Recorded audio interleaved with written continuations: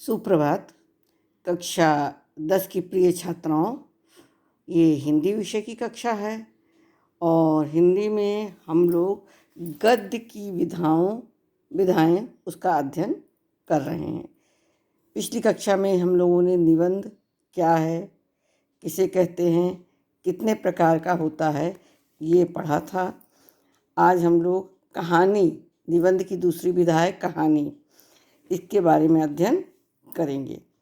देखिए, कहानी उस गद्य रचना को कहते हैं जिसमें पात्रों के चरित्रण, घटनाओं के माध्यम से मानव या समाज के किसी आदर्श, चरित्र, भाव या गुण विशेष को संक्षिप्त या कलात्मक रूप से प्रस्तुत किया जाता है।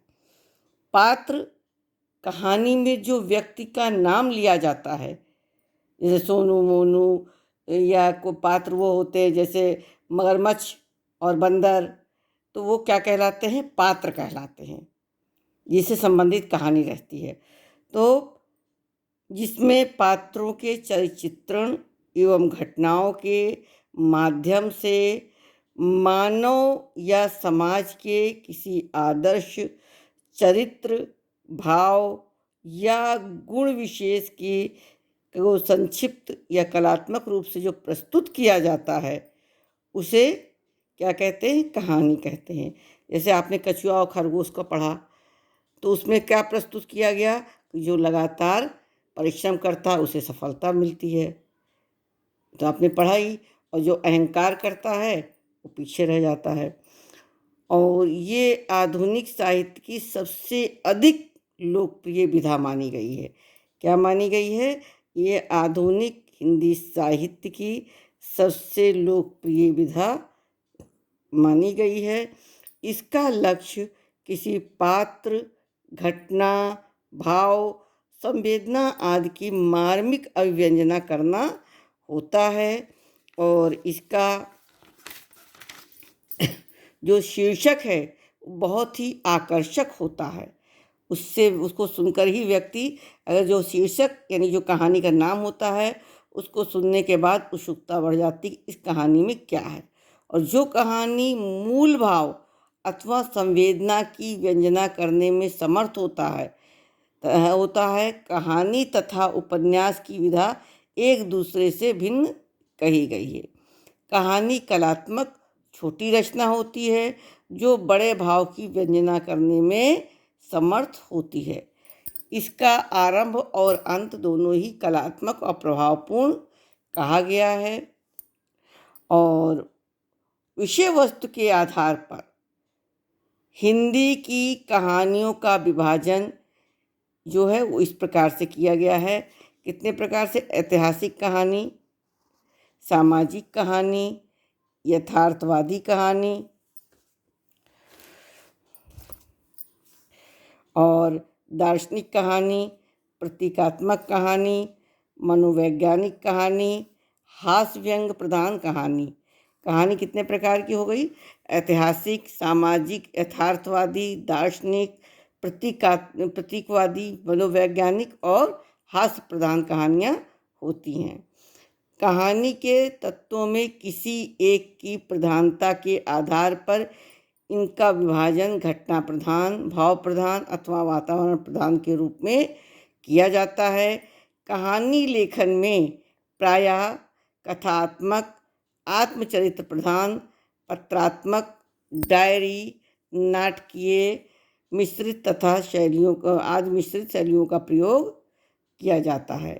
कहानी लेखकों में जयशंकर प्रसाद, मुंशी प्रेमचंद, जैनेन्द्र, यशपाल, सच्चिदानंद हीरानंद वात्स्यायन अज्ञेय, शिवानी, कृष्णा सोबती आदि कुछ प्रसिद्ध कहानीकार हैं। इस संकलन में रखी गई प्रसाद की कहानी ममता एक सर्वश्रेष्ठ कहानीकार की शैलीगत विशेषताओं का परिचय देती है, जो आपके कक्षा 10 में दिया हुआ है। ठीक।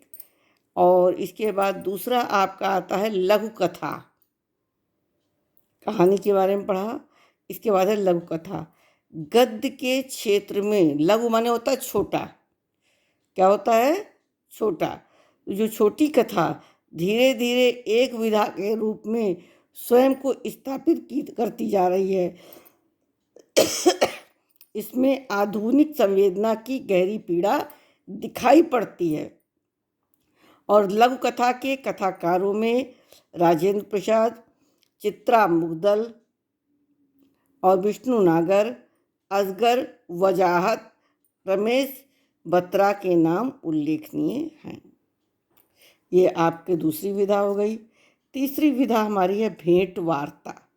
3 विधाएं हम आपको आज पढ़ा दे रहे हैं, इनसे आपको संबंधित प्रश्न देंगे आगे। भेंट वार्ता के लिए हिंदी में भेंट यानी मिलना, चर्चा, विशेष परिचर्चा, साक्षात्कार तथा इंटरव्यू नाम प्रचलित है। इंटरव्यू का शाब्दिक अर्थ है आंतरिक दृष्टिकोण, और इस प्रकार भेंट वार्ता वह विधा है जिसके माध्यम से भेंटकर्ता किसी महान व्यक्ति के मन और जीवन में प्रश्नों के झरोखों से झांक करके उसके आंतरिक दृष्टिकोण को पाठकों के समक्ष प्रस्तुत करता है। यानी मिलने के बाद, भेंट माने मिलना, वार्ता माने वार्तालाप करना।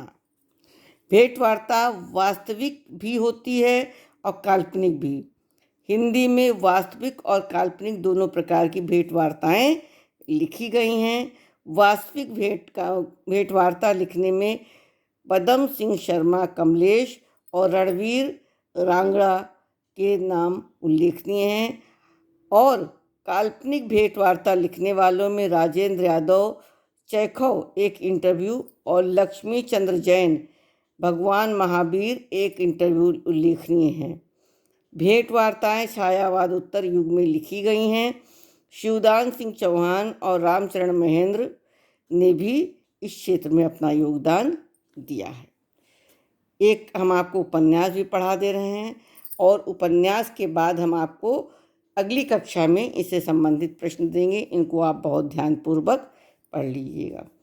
देखिए, उपन्यास वर्तमान में हिंदी साहित्य की सर्वप्रिय विधा है, और उपन्यास के स्वरूप में साहित्य की सभी विधाओं को सन्निहित करने की क्षमता है।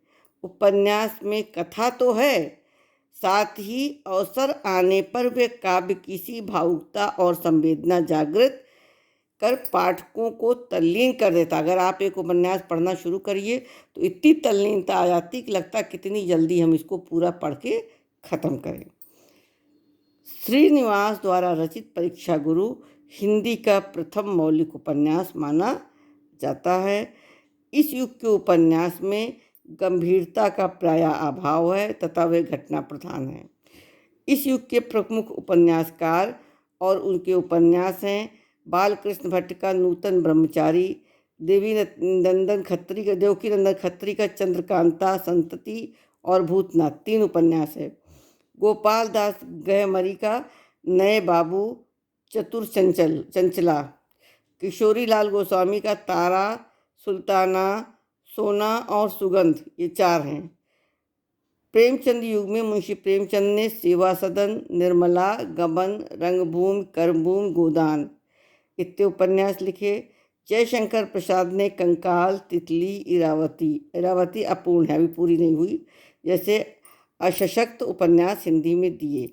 इसके अतिरिक्त इस युग के प्रमुख उपन्यासकारों में आचार्य चतुरसेन शास्त्री, विशंबर नाथ शर्मा कौशिक, भगवती चरण वर्मा, वृंदावनलाल वर्मा आदि हैं। प्रेमचंदोत्तर युग के प्रमुख उपन्यासकार एवं उनके उपन्यास इस प्रकार है।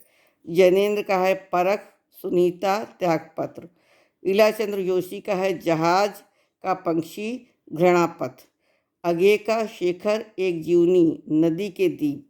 इस युग के अन्य उपन्यासकार हैं यशपाल, राघवेंद्र राघव, अमृतलाल नागर, धर्मवीर भारती, उपेंद्र नाथ अश्क, परमेश्वरनाथ रेणु, रामदरस मिश्र, राही मासूम रजा, शिवानी, शैलेश मटियानी, उषा प्रियंवदा, ये इस युग के प्रमुख उपन्यासकार हैं। और ये मैंने आज आप लोगों को गद्य की विधाओं में कहानी, लघु कथा, भेंट वार्ता और उपन्यास, ये 4 पढ़ाया है। बच्चों, इन चारों को आप लोगों को बहुत ध्यान से पढ़ लेना है और सुनना है। कल या अगली कक्षा में हम इससे संबंधित आपको प्रश्न देंगे, जिसको कि आपको बोर्ड की तैयारी के हिसाब से करना है, लिखना और याद करना है। धन्यवाद बच्चों।